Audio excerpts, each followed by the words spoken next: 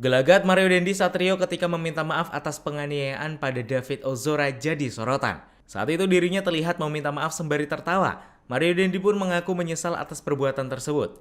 Di samping itu, Mario menyebut sudah menyiapkan pembelaan dalam persidangan perdananya. Berkas perkara penganiayaan pada korban David Ozora oleh tersangka Mario serta Shane Lucas dinyatakan sudah lengkap atau P21. Karenanya, Mario Dendi dan Shane Lucas juga telah dilimpahkan dari Polda Metro Jaya ke Kejaksaan Negeri Jakarta Selatan.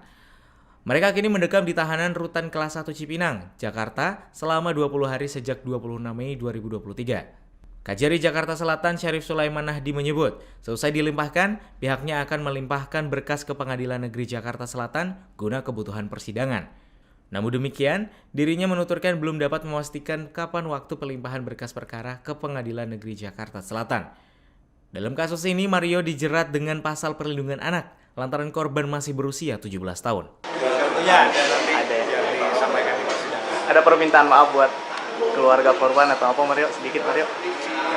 Iya, saya Menyesal ya, Mario ya? Oh ya, meminta maaf ya. Oke, Mario. Semoga semuanya lancar, Mario ya.